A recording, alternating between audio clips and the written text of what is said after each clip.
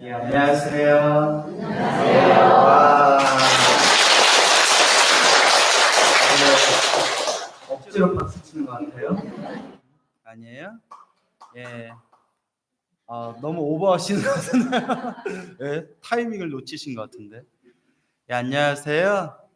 예, 만나서 반갑습니다. 우리가 자꾸 법문을 들어야 돼요. 무엇을 자꾸 들어야 된다? 법문을 들어야 된다. 그 법문 듣는 걸 게을리하게 되면 마음을 놓치게 되더라고요. 그래서 자꾸 법문 듣고 강의 듣고 부처님 말씀을 가까이 해야 자꾸 놓치는 내 마음의 중심을 딱 잡을 수가 있어요. 그래서 절에 열심히 다니셨던 불자님들 중에서도 조금씩 법문 듣기를 게을리하고 부처님 말씀 공부하는 것을 게을리하다 보니까 불심에서 멀어지는 경우를 종종 보게 됩니다. 여러분들도 느끼시죠? 그래서 항상 법문 듣기를 가까이 해야 된다라는 걸 우리가 명심해야 됩니다. 스님인 저도 얼마나 경을 많이 보고 책도 얼마나 많이 봤겠어요. 부처님 경전도 항상 공부하고 연구하고 큰 스님들 법문도 많이 들었지만 때때로 제 자신의 중심을 놓쳐버리는 경우가 있어요. 막 게을러진다든가 나태해진다든가 그럴 때마다 법문으로 부처님 말씀이나 우리 선지식 큰 스님들 법문으로 마음을 다잡고 중심을 이렇게 세우는 겁니다. 그래서 오늘 주제와 관련이 있는 이야기인데 제가 짧은 이야기 하나 들려드릴게요. 워낙 유명한 이야기라서 여러분들 다 들어보신 분 계실 거고 책으로나 혹은 어디 법문이나 강의에서 한 번쯤은 아마 들어봤을 거예요. 워낙 유명한 이야기라서. 그 대각국사 의천이라고 고려시대 큰 스님이 계셨어요. 혹시 알고 계시나요? 잘 모르나 보구나. 예. 어떤 분이 스님 저는 들어도 자꾸 잊어먹어요 이러는 분이 계시더라고요. 그래서 처음에는 막 안타까웠는데 지금은 고마워요. 했던 얘기 또 해도 항상 새롭잖아요. 그죠 여러분? 네? 아유 저 얘기 또 한다. 옛날에 들었던 건데 또 한다 이러면 골치 아픈데 스님 들어도 잊어먹어요 하는 분들은 했던 얘기 또 하고 또 해도 어때요? 새롭잖아요. 그래서 요새는 고맙더라고요. 그래. 듣는 족족 다 잊어먹어라. 나 했던 얘기 계속 하려한다. 법문 준비하기도 힘들어 죽겠다. 이제 웃자고 한 얘기고요. 고려시대 때 대각국사 의천이라는 큰 스님이 계셨는데 고려시대 문종의 넷째 아들로 태어났대요. 그래서 머리 깎고 출가하셔서 우리 한국 불교사의 큰 획을 그으신 그런 고려시대 아주 큰 스님이었던 대각국사 의천이라는 스님이 계십니다. 근데 이 대각국사 의천 스님께서 문종의 넷째 아들 왕자로 태어났는데 울음을 그치지를 않더래요. 하루 종일 울고 울음을 도저히 그치지를 않고 왼손을 꼭 쥐고 있는데 아무리 왼손을 피려고 하더라도 왼손을 피지를 않더래요. 그러니까 아니 우리 왕자님이 뭐 장애가 있나? 우리 왕자님이 뭔가 몸이 안 좋은가? 신변에 문제가 있는가? 얼마나 걱정이 크겠어요. 그래서 몇 날 며칠 동안 이 넷째 왕자가 울음을 그치지를 않은데 어디선가 멀리서 통통 그 절집에 모거 아시죠? 탁탁탁탁 치는 거. 모거 소리가 은은하게 모거 소리가 들리는데 그 모거 소리가 딱 들릴 때마다 넷째 왕자가 울음을 그치더래요. 참 신기하다. 이게 무슨 일인가? 이게 무슨 인연이 있나 보다. 그래서 신하들한테 시켜서 저 어디선가 사찰에 모거 소리가 들리는데 무슨 소리가 들리는데? 모거 소리가 들리는데 어디서 들리는지 또 그 모거를 두들기고 있는 분이 있다면 그분을 모시고 와라. 찾아서 모시고 와라. 왕이 명령을 내렸어요. 그래서 어디선가 은은하게 목옷 소리가 탁탁탁탁 둥둥둥둥 목옷 소리가 들리는 그 소리를 찾아서 신하들이 산 건너고 물 건너고 산 건너고 물 건너다가 소리를 찾아서 중국까지 갔어요. 어디까지요? 이쯤 되면 또 의심 많은 사람들은 스님 아무리 이야기를 하지만 오버가 심하십니다. 중국의 목옷 소리가 어떻게 고려 땅까지 들립니까? 근데 이렇게 깊이 따지면 돼야 안 돼요? 안 돼요. 불교사라는 깊이 따지면 정신건강에 해로워요. 그냥 그러려니 하고 들으세요. 알겠죠? 말하고자 하는 교훈이 중요한 거니까. 스님 그거는 요새 시대 말이 안 됩니다 하면 돼야 안 돼요? 그럼 내가 미워할 거야 나중에. 그러니까 깊이 따지지 마세요. 그래서 이제 저기 서해를 건너서 중국 땅까지 가가지고 어디서 뭐 이상한 소리가 들리네. 저서 뭐 노래 부르나 보다. 그죠? 예, 가사 확 엎어버리고 올 사람 없나요? 법문하고 있는데 말이야. 예? 자, 그래서 되게 흥겨운가 보다. 그죠? 리허설 하나? 예, 그냥 두죠 뭐. 자, 그래서 그렇게 이제 중국 땅에서 목옷 소리를 듣고 중국 땅에서 그 목옷 소리를 듣고 산 건너고 물 건너서 가고 가다 보니까 항주라는 지방이 나왔어요. 무슨 주? 항주. 항주에 유명한 호수가 있대요. 그 호수가 경호라는 호수예요. 경호. 항주 땅에 경호라는 호수까지 딱 갔는데 거기에 아주 그런 소박한 사찰이 있는데 사찰에서 웬 노스님이 이렇게 모고를 두들기면서 연부를 하고 있더래요. 모고를 두드리면서 연부를 하고 있는 모습을 보고 아이고 저분인가 보다. 이제야 찾았다. 드디어 찾았다. 하고 그 노스님을 다 모시고 인사를 드린 뒤에 신하들이 이렇게 얘기하는 거예요. 저희는 고려 땅에서 온 사신입니다. 우리 넷째 왕자님이 태어났는데 도저히 울음을 그치지 않다가 요 목옷 소리가 은은하게 들릴 때면 울음을 딱 그치십니다. 그래서 이 목옷 소리를 찾아서 물 건너고 산 건너서 왔더니 요 중국 땅 항주 경호까지 왔습니다. 그 노스님도 깜짝 놀라면서 아니 여기서 제가 두드린 목옷 소리가 고려 땅에까지 들린단 말입니까? 심상치가 않네요. 이게 무슨 깊은 인연이 있는 것 같습니다. 그럼 우리 한번 같이 고려로 한번 가봅시다 하고 그 중국의 노스님이 이제 고려 사신들을 따라서 신하들을 따라서 이제 고려 땅에 도착해가지고 왕궁으로 들어갑니다.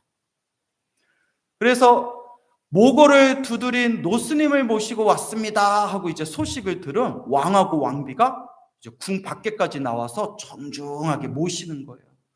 스님 이렇게 멀리까지 오시다니 저희도 이 목옷 소리가 중국 땅에서까지 이 소리가 들린 줄은 몰랐습니다. 우리 왕자 넷째 왕자 좀 한번 봐주십시오 하고 이제 노스님을 모시고 울고 있는 넷째 왕자한테 딱 갔는데 넷째 왕자가 노스님을 딱 보는 순간 방실방실 웃더래요. 방긋방긋 웃더래요. 그 사람들이 다들 놀라는 거예요. 야 이게 무슨 인연법이 있나 보다. 무슨 깊은 인연이 있나 보다. 그러다가 옆에 있는 왕이 우리 넷째 왕자가 태어나서 한 번도 왼손을 펴지를 않았는데 한번 봐주실 수 있습니까? 그 노스님이 그거 희한하네요. 제가 한번 보겠습니다 하고 그 누워있는 우리 애기 왕자님 꼭 쥐고 있는 왼손의 손바닥을 싹 이렇게 피는데 다른 사람들은 아무리 피려고 해도 펴지지가 않았던 그 왼손이 노스님이 살짝 이렇게 손에 살짝 손가락에 힘을 주니까 쫙 펴지는 거예요. 기다렸다는 듯이. 미십니까 여러분? 미십니까? 딱 펴지는 거예요. 그때 노스님이 손바닥에 적혀있는 세 글자를 보고 몇 글자? 왼손에 세 글자가 딱 문신이 새겨지듯이 세 글자가 딱 박혀 있었는데 그 세 글자를 보는 순간 노스님이 그 자리에서 절을 하면서 대성통곡을 하더래요. 그 자리에서 엉엉 울더래요. 그 다들 이게 무슨 일인가 무슨 일인가, 왜 그럽니까 스님 스님. 그 노스님이 이제 막 대성통곡을 하면서 울다가 이제 마음의 안정을 다 찾은 뒤에 하는 얘기가, 저 왕자님의 손바닥을 보십시오. 뭐라고 적혀 있습니까? 하니까 몇 글자가 적혀 있다고 했어요? 3글자. 따라서 불무령. 불무령. 부처불, 없을무, 영험할 영. 부처님은 영험이 없다. 무령, 영험이 없다. 불무령. 부처님은 뭐가 없다? 영험이 없다. 부처님은 가피가 없다. 부처님은 영험이 없다. 3글자가 딱 적혀 있는 거예요. 사람들이 깜짝 놀랐는데 이제 노스님이 하는 얘기가, 넷째 왕자를 보면서 울면서 스승님 이러는 거예요. 무슨 님? 스승님. 옛날에 다 했던 얘기인데 다들 새로운 눈으로 이렇게 쳐다보시니까 기억나시죠? 예, 안 나요? 고마워요. 했던 얘기 계속해도 또 박수까지 치고 그러세요. 자, 그래요? 불무령. 부처님은 영험이 없다. 스승님 이러는 거예요. 그러니까 이제 주변의 사람들이, 왕과 왕비가, 수많은 사람들이 왜 그러십니까? 이게 어떻게 된 연유입니까? 하니까 노스님이 하는 얘기가, 몇십 년 전에 자기가 모시던 은사스님이 계셨대. 은사스님. 평생을 청정하게 계율을 지키고, 그리고 신도들이 주는 보시를 한 톨도 한 푼도 헛되이 쓰지 않고 모으고 모아서 부처님 도량 불사를 하고 평생을 간절하게 염불을 하셨던 그런 정말 세상에 둘도 없었던 그런 노스님, 은사스님이 계셨대요. 스승님이. 그래서 이 스승님께서 항상 부처님께 발언하기를, 제가 세상에 널리 부처님 법을 펼치기를 바랍니다. 제가 널리 부처님 법을 세상에 널리 펼치기를 바랍니다. 그게 늘 발언하면서 염불정진을 하셨는데, 어느 날이었대요. 돌아가시기 3년 전에 갑자기 야야야 나 다리가 이상하다 하더니 딱 주저앉으면서 안진뱅이가 되셨대요. 안진뱅이가. 그 다음에 참 이게 이렇게 우리 스님 열심히 수행하셨는데 이게 무슨 일인고 하고 있었는데, 안진뱅이가 된 지 1년이 지나서 야야야야 나 눈이 안 보인다 하고 장님이 되셨대요. 아니 우리 스승님이 세상에 하늘을 보고 땅을 봐도 우리 스승님이 정말 하늘과 땅을 보고 한 점 부끄러움이 없이 오로지 수행만 하신 분인데 어떻게 이런 일이 생길 수가 있나 했는데, 첫 번째 1년 때 안증뱅이가 되고, 두 번째 1년 때 장님이 되고, 마지막 딱 3년째 됐을 때, 세 번째 1년이 되는 딱 3년째 됐을 때 마당에 나왔다가 절 마당에서 이렇게 쉬고 계시다가 벼락을 맞아서 돌아가셨대요. 뭘 맞아서 돌아가셨어요? 벼락 맞아서 돌아가셨대요.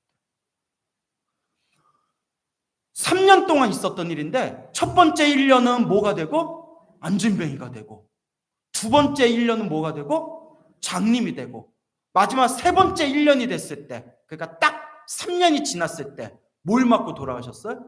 벼락 맞고 돌아가셨대요. 너무나 제자가 너무나 충격을 받아가지고 부처님은 영험이 없다, 부처님은 영험이 없다 울부짖으면서 스승님 손바닥에다가 다비식을 올리기 전에 스승님 손바닥에다가 너무나 속상하고 부처님께 너무나 서운하고 섭섭해서 3글자를 자기가 직접 3글자를 적었다는 거예요. 뭐라고 적었다? 불무령. 부처님은 뭐가 없다? 영험이 없다 하고 딱 적고, 은사스님 화장을 해서 다비식을 올린 뒤에 오랫동안 그냥 세상을 정처 없이 방황하다가 나이가 들어서 문득 그래도 내가 스승님 모시고 부처님께 기도했던 그 시절이 가장 행복했었다 라고 마음으로 뉘우치면서 다시 은사 스님이 불사하셨던 그 항죽당 병호에 있는 은사 스님이 불사하신 사찰에 와가지고 그렇게 매일매일 모고를 두드리면서 연부를 하고 있었는데, 오늘 이 자리에 고려의 넷째 왕자님을 봤는데 왼 손바닥을 딱 펴봤더니 딱 내가 쓴 무슨 글자가 적혀 있더라? 불무령이다 라고 적혀 있는 걸 보고 그 자리에서 자기가 놀래가지고 우리 전생의 스승님이 다시 오셨구나 하고 제가 눈물을 쏟으면서 절을 한 겁니다 하면서 그 노스님이 이렇게 얘기하는 거예요. 이제야 이 깊은 뜻을 알았습니다. 이제야 이 깊은 뜻을 알았습니다. 부처님께서 말씀하시기를 자기가 지은 업은 누가 받는다? 자기가 받는다. 단 무거운 업보는 어떻게 받는다? 예, 크게 받을 걸 작게 받는다. 제가 늘 말씀드리죠. 내가 지은 업보는 누가 받는다고요? 내가 받는데 기도를 열심히 하고 수행을 열심히 해도 나쁜 일이 생기는 것은 영험이 없는 게 아니라 크게 받을 걸 어떻게 받는 거다? 작게 받는 거다. 늘 말씀드리죠. 그래서 노스님이 하시는 말씀이 우리 스승님이 항상 부처님께 발언하기를 제가 세상에 널리 부처님 법을 펼치기를 발언합니다. 세상에 부처님 법을 널리 전하기를 발언합니다 하면서 연불수행을 해오셨는데, 우리 은사 스님이 과거 전생에서부터 지은 그 수많은 업보, 큰 업보가 있어서 3생을 받아야 할 업보를, 몇 생을 받아야 할 업보를? 3생. 태어나고 태어나서 세 번 태어나서 3번 받아야 할 3생을 받아야 할 업보를 몇 년 만에 다 받고 가신 겁니다. 3년 만에 다 갚고 이렇게 고려의 왕자로 태어나신 겁니다. 다음 생 태어날 때 안진뱅이로 살아야 할 업보와 그 다음 생 또 태어날 때 장님으로 살아야 할 업보와 그 다음 생 태어날 때 벼락에 맞아서 죽어야 할 업보, 3생을 받아야 할 업보를, 그 크게 오랫동안 받아야 할 업보를 몇 년 만에 다 갚고 가신 겁니다. 3년 만에 다 갚고 이렇게 고려 땅의 왕자로 태어나셨어요. 우리 고려의 왕자님은, 내 전생의 스승님은 이번 생 왕자로 태어나 일찍 머리 깎고 출가해서 전생의 원력대로 널리 세상에 부처님 법을 전하실 겁니다 하고 그 노스님이 눈물을 주르륵 흐르니 그 순간 호련히 왕자님 손바닥에 있던 불무령이라는 글자가 사라라라라 이렇게 사라져 버렸대요. 믿습니까 여러분? 예, 이게 바로 불무령. 부처님은 영험이 없다가 아니라 따라해서 불유령. 있을 유자. 부처님은 뭐가 있다? 영험이 있다. 이걸 꼭 명심하시기 바랍니다. 알겠죠? 예, 그래서 이거 다 아는 얘기인데 모르셨던 분들은 재밌죠? 근데 이 이야기가 왜 중요하냐? 제가 서두에 자꾸 법문을 들어야 된다 그랬죠? 그래 내 중심을 안 놓친다고. 제가 이 이야기를 서두에 들려드린 이유가 있어요. 여러분 충격받지 말고 잘 들으세요. 얼마 전에 어느 노 비구니 스님이 오셨어요. 이렇게 비구니 스님이 오셔서 스님 법문 너무 잘 듣습니다. 눈은 맑고 깨끗하신데 좀 많이 체구가 왜소하시고 좀 이렇게 이제 많이 얼굴이 좀 시커머시고 많이 마르셨더라고요. 근데 이렇게 눈은 이렇게 좀 살아있더라고요. 근데 이렇게 안색이 좀 피부 색깔이 좀 시커머셔요. 그래서 이런저런 얘기를 하다가 뭐 너무 자세히 얘기한 그렇고요. 그 스님에게 누가 될 수 있으니까. 좀 늦게 출가하셨대요. 늦게 출가하셨지만 그 10년 동안 정말 부처님만 바라보면서 정말 열심히 기도하셨대요. 기도하면서 어떤 맛도 보셨나 봐요. 내가 정말 부처님 만난 게 너무 감사합니다. 하염없이 10년 동안 저 산속 깊은 시골 마을의 작은 절에서 부처님만 바라보면서 10년 동안 오로지 기도하셨대요. 그러면서 하시는 말씀이 제가 지금 췌장암 말기입니다. 이러시더라고요. 뭐라고요? 췌장암 말기. 깜짝 놀라셨죠? 몸이 멀쩡했는데, 그러니까 여러분 저도 인터넷에서 봤는데 췌장암은 징조가 있어서 병원 가면 이미 늦었대요. 얘기 들으셨죠? 무섭다. 그래서 어느 날 이게 소화가 안 되더래요. 소화가 자꾸 속이 더부룩하고 너무 소화가 안 돼서, 예전에는 뭐 소화가 안 돼도 뭐 약 먹고 그러면 금방 나는데 너무 소화불량이 갑자기 그랬대. 갑자기 뭐 좀 위장병인가 보다 하고 이렇게 작은 병원에 갔더니 뭐 CT 같은 걸 찍었겠죠. 의사가 좀 심상치가 않다고 좀 큰 병원에 가서 정밀 검사를 받아보라고. 그래서 이렇게 큰 병원에 가서 아무 일 없겠지 하고 검사 받았는데 이미 말기라는 거예요.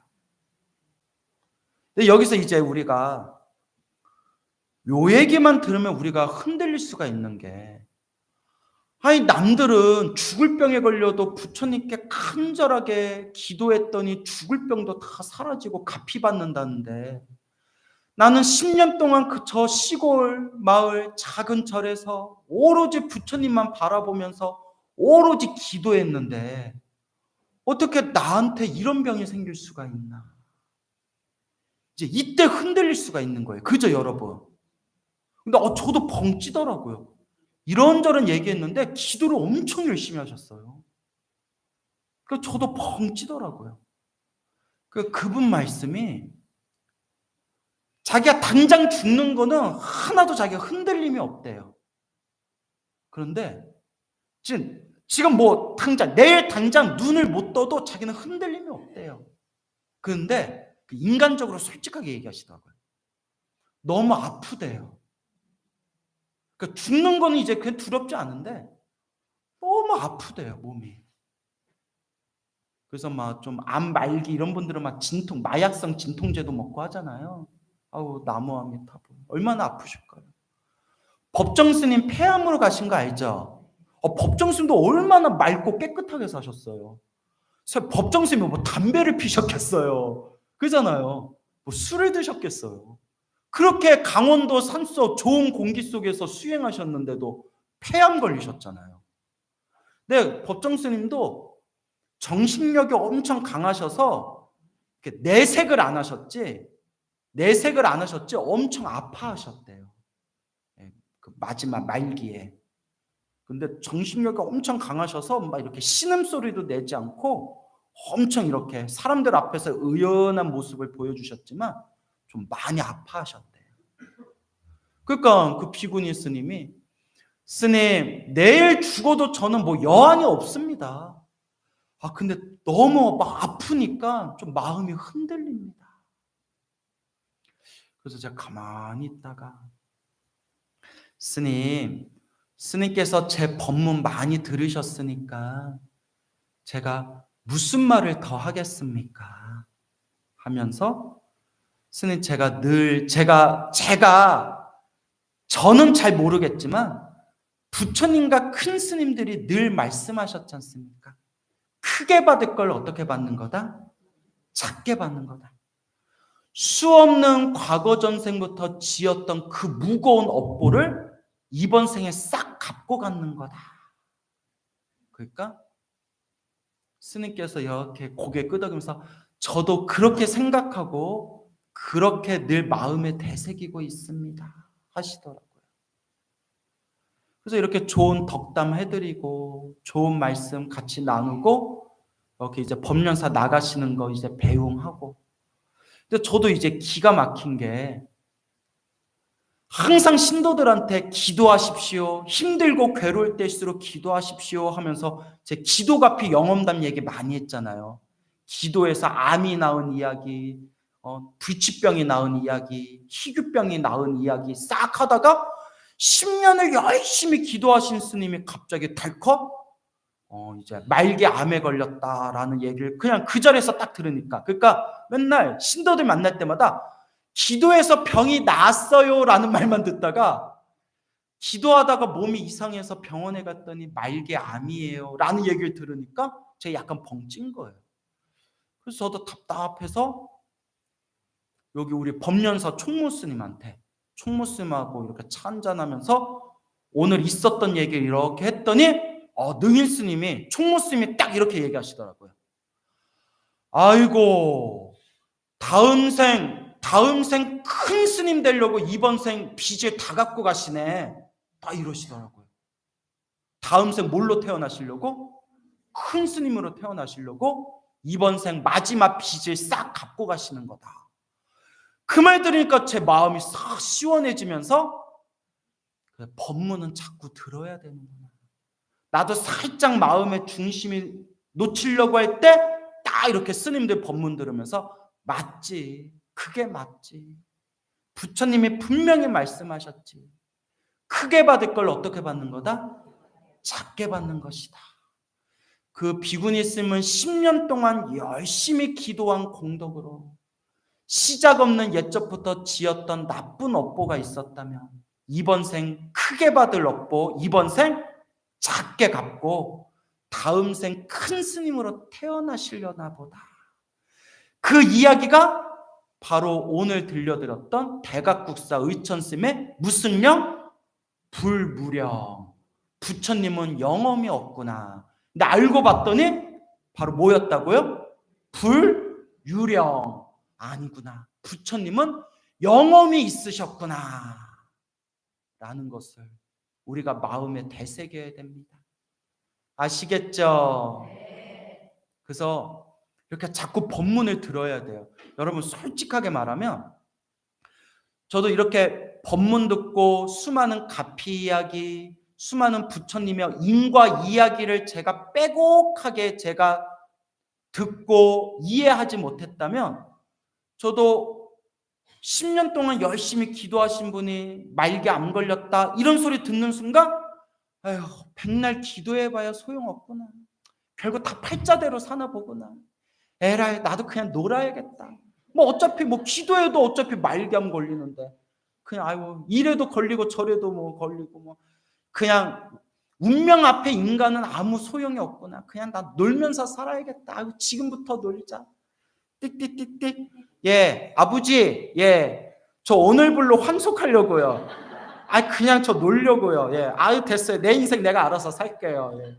이러면 또 이제 우리 아버지 막 단양에서 올라오셔서 나 이제 패 죽일지도 몰라요. 웃자간 얘기고. 그러니까 이렇게 마음이 흔들릴 수가 있다고요. 뭔 얘기인지 알죠? 근데 여러분 이런 법문을 딱 들으니까 어때요? 나쁜 일이 생기더라도 이런 법문을 듣고 마음으로 이해하신 불자님들은 내가 크게 받을 걸 지금 작게 받고 있구나. 부처님 갚이는 분명히 있고 다만 내가 이렇게 열심히 기도했는데 나쁜 일이 생긴 것은 크게 받을 걸 어떻게 받는 거다? 작게 받는 것이구나. 이렇게 마음의 중심, 이렇게 흔들릴 수 있는 마음의 중심을 딱 움켜잡을 수가 있다는 거예요. 믿습니까, 여러분? 예. 여러분, 기도를 많이 하고 절에 오래오래 다녀도 나쁜 일이 생긴다, 안 생긴다? 생겨요. 여러분, 우리 큰 스님들도, 우리 큰 스님들 고승열전을 보면요, 참선해서 깨달음을 얻고 기도해서 부처님을 칭견하고 그리고 연부를 하셔가지고 큰 가피를 체험하신 그런 큰 스님들도 고승열전 큰 스님 일대기를 보면 막 몸에 병에 걸려서 고생하거나 사람들한테 모함을 받아서 귀양을 가시거나 또 사람들한테 막 손가락질을 받는 억울한 일을 당하거나 그리고 막 부처님 법을 전하다가 고생하고 온갖 사람들에게 막 핍박을 받는다거나 이런 큰 스님들 이야기가 엄청 많아요. 아니 참선을 하시고 깨달음을 얻고 평생 수행을 하시고 평생 연부를 하셨는데 왜 그런 일을 겪으시냐는 거예요. 큰 스님들조차도. 이럴 때 우리 중생들은 마음이 흔들릴 수가 있지만 우리 큰 스님들이 항상 이렇게 말씀하셨어요. 허허, 내 전생에 지은 빚을 오늘 갚는구나. 누가 지은 빚을? 내가 지은 빚을 지금 언제? 지금 누가? 내가 갚고 있는 것이구나. 이게 바로 인과법이에요. 무슨 법? 인과법. 여러분, 저도 매일매일 연불 부지런히 연불하고 여러분들한테 소중한 부처님 법문 열심히 전하고 있잖아요. 그렇죠? 그리고 제가 정말 당당하게 여러분들한테 연불과 기도에 대해서 당당하게 말할 수 있는 게 제가 체험을 하고 제가 확신이 있기 때문이에요. 제가 부처님 가피를 체험했어요. 이렇게 저도 기도를 열심히 하는데도 저도 인생 살다 보면 똥 밟을 때 많아요. 아씨, 오늘 똥 밟았네. 내가 어쩐지 오늘 오기 싫었다 내가. 그거 어떡해요? 그거 누가 지은 빚이에요? 내가 지은 빚을 오늘 갚은 거예요. 네? 근데 또 우리 총무 스님이 옆에 있어서 알고 계시지만, 네? 아니 총무 스님이 그 당시에 제 옆에 있어서 총무 스님이 보셔서 알고 있었지만, 예전에 어딘지는 말할 수 없고 예전에 우리 같이 성지순례 갔을 때 별 더러운 꼴을 한번 봤어요 내가. 네? 그러니까 우리 총무 스님도 야, 쟤 또라이다 또라이 막 이러시면서 신경 쓰지 말라고. 근데 그것도 그냥 저도 허허 하고 넘어간 게, 아유 이것도 누가 지은 빚이다. 아유 내가 지은 빚이다. 아유 기분은 더럽지만 내가 지은 빚이다. 아유 똥이 더러워서 피하지 뭐 무서워서 피하냐. 내가 지은 빚이다. 여러분, 스님들도 똑같아요. 스님들도 인생사 살아가는 거 똑같아요. 좋은 일도 생겼다. 개떡 같은 일도 생겼다. 그나마 개떡은 맛이라도 있지. 그죠? 쑥개떡. 네? 인생이 원래 그렇습니다. 근데 인생에서 펼쳐지는 행복도 불행도 누가 지은 업이다? 내가 지은 업이다. 그러니 내가 지은 불행한 업보를 소멸하고 행복의 가피를 얻으려면 뭐 하는 수밖에 없다? 기도해라. 연불해라.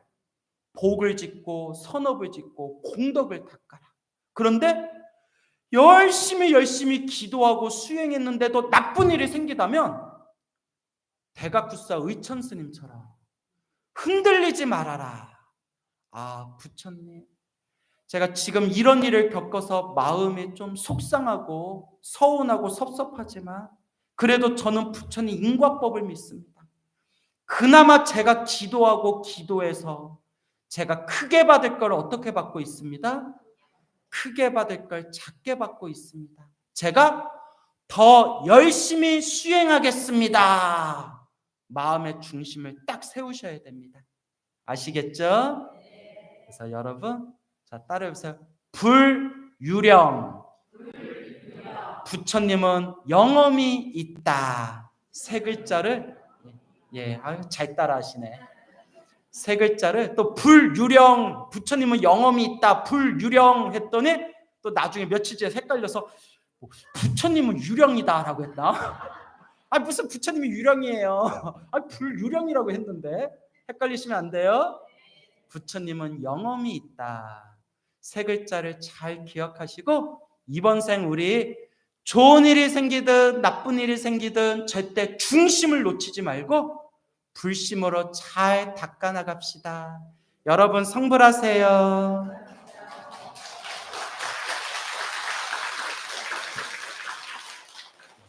네, 감사합니다. 법문을 통한 귀한 감로 법문을 해주신